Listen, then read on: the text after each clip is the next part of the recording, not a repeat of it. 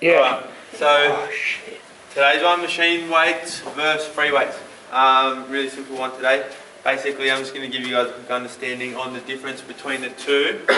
All I'm going to do is give you some pros and cons for both, and hopefully that'll give you an idea on the purpose of which both serve. Right? Now, there's no real answer to the question of which one's better because, like I just said, they both serve different purposes, right? So depending on what your goals are and what you want to achieve, one might suit you, one might not, and you might prefer a mixture of both, right? So let's start with machine weights. Very easy to learn to use. Most of them actually have pictures on there. They have writing how to use them, and they show you the exact muscles which you should be hitting as well. So really easy to use. They can only usually be pushed in one direction. It's pretty hard to get wrong. So for beginners, they're really good as well. Really good at isolating single muscles, right? So when you're sitting on a machine, you're quite stable, which means you can focus on isolating single muscle groups instead of hitting multiple muscle groups at the same time, right? They allow you to use heavier weights with a little bit more confidence because there's that only small amount of room for error. It means that you can go a little bit more heavier without much going wrong, right? The worst thing that's going to happen if you do go too heavy and you can't lift it is you're just probably going to hear a bit of a loud noise when the weight plate bangs on the stack, right? But there's not much room for injury or anything else to go wrong, right? Also really good for rehab clients or rehab patients. Basically, because you can isolate those single muscle groups so well, it means that you can work around injuries, right? So you might have an injury of the upper body like a shoulder, but it doesn't mean that you still can't train chest or back, right? When we talk about free weights, it gets hard to isolate those muscle groups, which I'll get into in a sec, right? So the cons of machine weights. The biggest con, and this is one that I'm going to touch on again later, but the fact that they're non-functional. So we talked about functional strength last week, as in the strength that we use in everyday life, right? Getting through everyday life. Using machine weights will not increase your functional strength, right? And there's a couple of different reasons why. The first one is because it has a depicted or a chosen range of motion, right? Basically, a machine can't move through three-dimensional space, right? So we as humans, when we move, we're always moving through three dimensions. Yeah? We're grabbing things from up here, we're opening doors, we're pulling things, right? So that's not what happens when we use these free weights, right? So this sort of strength can't transfer into everyday life and it can't transfer into functional stuff, right? It also neglects the stabilizing muscles. So the stabilizing muscles are small groups of muscles that surround the joint, right? And they have two jobs. They have a job to keep the joint healthy and protect it, but they also work to support the primary muscles, right? So that's really important. I'll come back to that as well. But basically, when we use machine weights, we don't target the stabilizers, right? We're only isolating the primary mover. Cool? So, free weights. This is probably the biggest benefit and the biggest difference to machine weights. They do train our functional system all right, or they give us functional strength, right? Basically, free weights and body weight exercises have a greater carryover to what we do in everyday life, right? The reasons why is because they give you a full range of motion, so you can depict where that weight goes, yeah, which is what we do when we move naturally. When we move freely, we're not always just moving in one dimension or one range of motion. So that's going to give you carryover into your functional everyday life.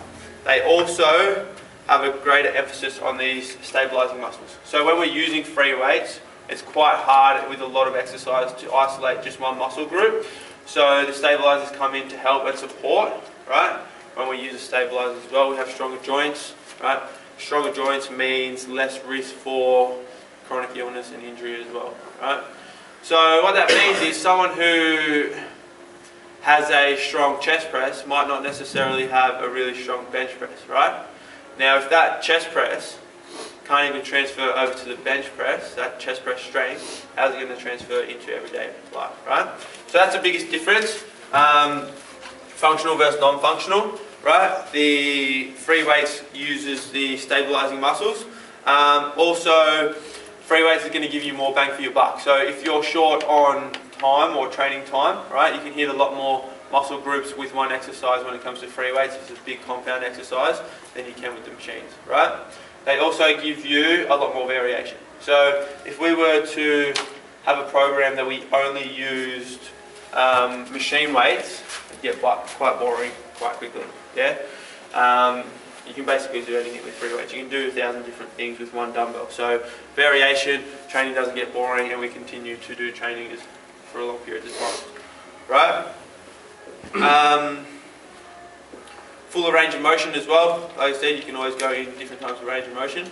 Now the cons are, they take a lot of skill and a lot of time to learn, which can sometimes be quite frustrating because we could spend that time learning to use machine weights a lot quicker, and we're sort of wasting that training time, right? So to learn the proper technique and the proper skill often takes a lot of time, and like I said, that can often be quite frustrating. So a little bit longer to learn how to use. There's also a bigger risk for injury. So unlike machines, a lot more can go wrong. Obviously, if we drop the weight on a chest press, not much is going to happen, but if we drop the weight on a bench press, there's a lot more that can go wrong. So a little bit more risk of injury. And then the last one is you need a spotter, which isn't a big deal, but sometimes it's a little bit annoying if you don't have a training partner and you're feeling really good on that day, you want to go heavy, you got no one there, whether it's a compound movement like a bench or dead or the squat, feeling really good, you want to go heavy. If you don't have someone there, you can't do that like you can on a machine, right? So I want to go back to that main difference. If you're going to take home anything, it's to understand that machine weights don't give us functional strength and free weights do, right? Basically, it's that three-dimensional range of motion, or that depicted range of motion, that limits us from gaining that functional strength. We talked about stabilizer muscles, so they come into play as well. That's a huge factor around the joint. That's not only to increase the strength of your primary mover, right? So basically the way it works, the primary mover is second to the stabilizing muscle, right? So a lot of the time when we hit plateaus when it comes to strength, people think that it's the primary muscle or the main muscle that can't get any stronger. 99% of the time it's because their stabilizing muscles aren't getting stronger, they're not doing enough work on the stabilizers, right? So the primary muscle can only go as far as the stabilizers. If we've got weak stabilizers, the primary can't go any further. So if you work on your stabilizing, a lot of the time we can break those plateaus, right? You engage a lot more muscles, and like I said, you have to work those stabilizers, right?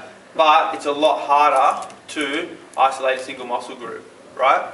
So with free weights, most of the time, there's still a couple of exercises that isolate, but most of the time you're going to bring into multiple muscle groups.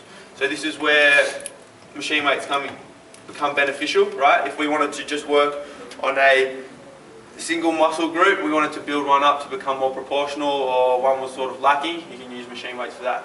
Sort of hard to do when it comes to free weights, right? Now, it's the actual adaptation that occurs after we perform these types of exercises that causes these changes between non-functional and functional, right? It's not the actual range of motion. So, as you can see, a chest press is very similar to the range of motion of a bench press, right? But it's the adaptations that occur after that that causes these changes, right?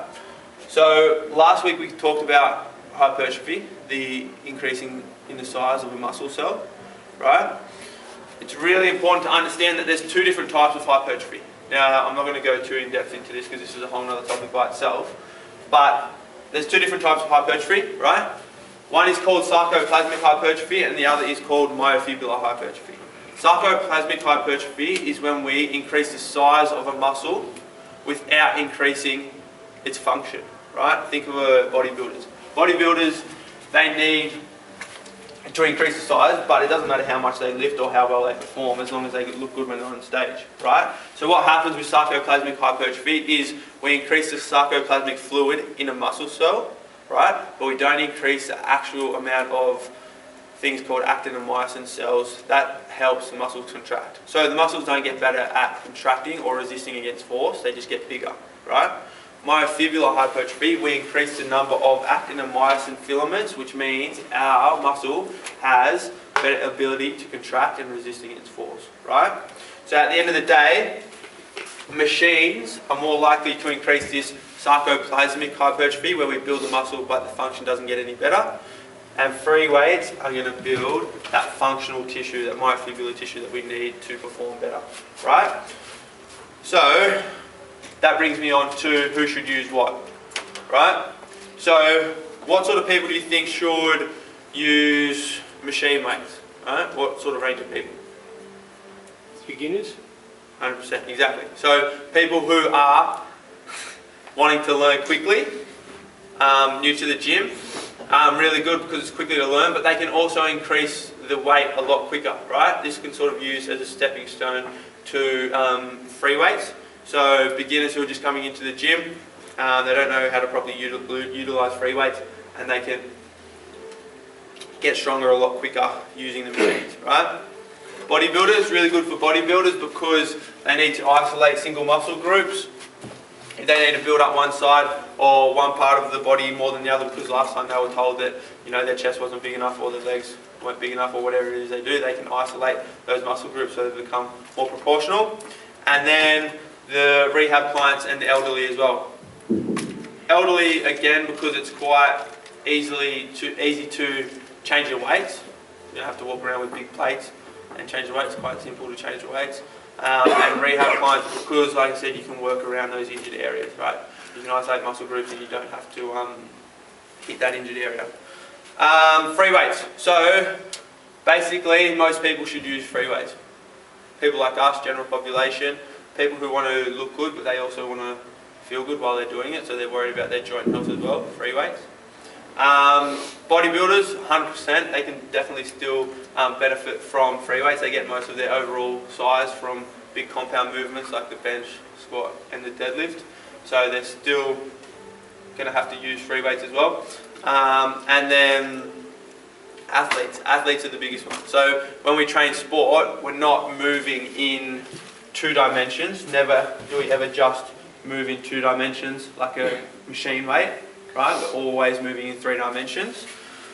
Basically, I've never heard a good reason for an athlete to use a machine for any reason, right? All of their programs should use free weights. There's always a better option than a machine weight. There's always a free weight exercise that's going to benefit an athlete more than a machine weight will, right? Because they're always moving in 3 dimensions. If anything, not only are machine weights going to not benefit athletes, they might actually be, they might actually do worse, right? So, at the end of the day, take-home message is free weights equal